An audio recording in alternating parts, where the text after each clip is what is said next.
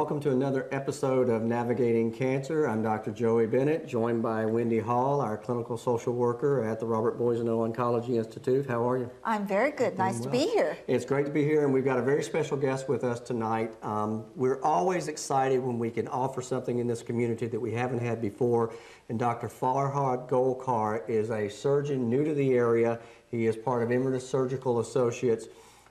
His undergrad work was at Emory, and then his residency and his medical school were at the University of South Florida, and then he did a fellowship in hepatic and pancreaticobiliary surgery, which basically means stomach, esophagus, liver, pancreas. So welcome to the show. We're glad to have you on the show, and we're very happy to have you in the community.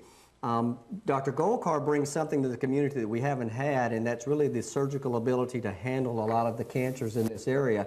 And that's why we wanted him to talk about this tonight. When you have a surgery for a cancer, it's awfully nice to have it close to home so that your family practitioner can be there to help. And if you have an emergency, you're right there with your surgeon instead of having to drive to Tampa, Orlando, or Gainesville. So we're going to cover a couple of topics tonight. First one we wanted to talk about was pancreatic cancer. Yes, well, thank you very much for having me.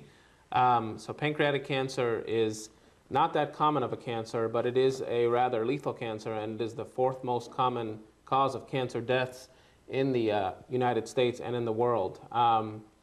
There's 35,000 new diagnoses per year, and unfortunately, similar number of deaths per year. And resection or surgery is the only hope of cure, along with other types of therapy such as chemotherapy and radiation therapy. You can get an idea of what 35,000 is with this slide here. This would be the incidence or the number of new diagnoses per year. And the next slide will show you, unfortunately, the number of people that would be alive after 5 years. And of course, there's too few to even be able to see from this aerial photograph. I think that's an amazing slide to sit there and realize this is the University of Michigan football stadium, which holds 110,000 people, I think. And to realize that small section, Bill, if you can go back a slide, that small section in this corner was the 35,000 people. And when you roll back to that next slide again, you come into where the survivors are, and you just realize that it's a tough cancer to cure. Let's talk a little bit more about it, Bill. Go ahead and go to the next slide. So what symptoms can you get with pancreatic cancer? You can get pain in the upper abdomen, just generic symptoms such as fatigue, weight loss, and most commonly jaundice. And actually, turning yellow is a good thing, as you see there, and we can talk about this in a little bit as to why that is. Many patients who are diagnosed with pancreatic cancer are also recently diagnosed or within 18 months of having type 2 diabetes. I mean, one of the things I think that you've said before, too, is that sometimes being diagnosed with minimal symptoms may give you the best chance or none because it might be an accidental finding. That's exactly right. We've seen people in car wrecks who get scans. Right. And you find these things incidentally, and sometimes these can grow for a long time without symptoms. Without symptoms, right. But when we have someone that we are suspicious about, tell us about how we go about diagnosing this disease. So to diagnose the disease, the mainstay here, you see many modalities listed on this slide, but the mainstay is a good quality CT scan, and that's what I use as a surgeon to determine if I can offer operative intervention on these patients. And we can look at some CT scans now. This CT scan here is a perfect example of a CT scan of a pancreatic cancer that can be removed from a surgical standpoint. And I'd like you to focus on two things here. The red arrow points to a very important vein that I need to make sure that the cancer has not invaded or involved, called the superior mesenteric vein. And in this slide here, you can see the cancer is marked or delineated by a yellow circle. And so there's a nice plane or a separation between that big blood vessel and the cancer. And so that CT scan there is a good CT scan and means that I can offer surgery for the patients. And I think if you look at the scan just from here, the yellow, I'm not sure how easy that's showing up, but that's the pancreas and the vessel that is there. So go to the next slide and you'll show us. Right, so on this slide, you can see that the pancreas and the cancers are really close to the vessel. And in this situation, that vessel that, again, the red arrow is pointing to is not robust and round like in the other one, and it's kind of flattened. And in this situation, the cancer has grown into the vessel, and this patient is not a candidate for surgery. Mm-hmm. And so you're capable of getting a lot of information about whether they can or cannot have surgery. And that's one of the things that we we know is critical when we're looking at patients who've been diagnosed with cancers. We're trying to sit down as a team, talking about the best way to go about managing those patients. And it's good that CT scans can give us some information that we used to not have. That's right. Okay, next slide.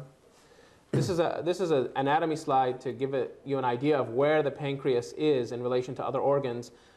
You can see the duodenum, which is the first part of the small intestine, wraps around the pancreas. And as you can see by the blue and red structures there are a lot of blood vessels around the area. I've drawn two circles on the screen, or ovals. One of them is purple and one of them is red. And those are the two most common places that pancreatic cancer occurs.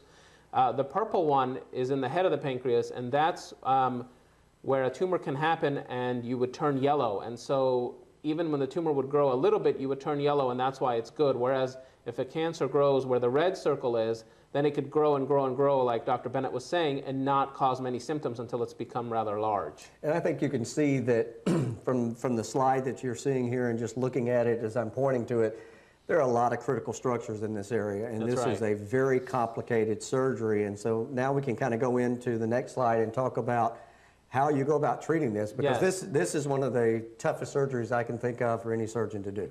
Right. So this diagram here depicts the original operation, which is called the Whipple operation. We've modified the operation somewhat, and the area that's in the blue circle is an area that we don't remove anymore, which I will depict in the next slide. This is the slide of the operation we do now. It's got quite a long name, as you see at the top, Pylorus preserving Pancreaticoduodenectomy, and essentially everything in orange on the top picture is removed and then reconstructed like you see in the bottom picture, with half the pancreas and the tumor removed as well.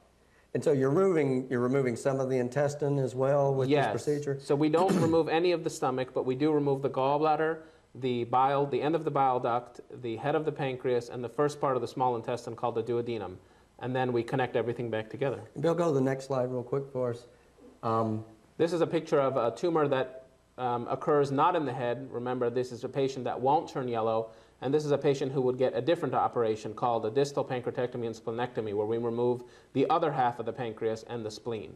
So a simpler procedure, but a lot of times, again, as you said earlier, that is not the location that you really want to have. Right, that would not be the preferred location if you had to have one. This is the first time with Dr. Golkar being in the community that we've had surgeons that really have subspecialized and done fellowship training in this type of surgery. So it has brought a whole new added benefit to the community. We're very pleased to have him, not just for pancreatic cancer. We're going to talk about esophageal cancer as well in the next segment. Stay with us. Thank you.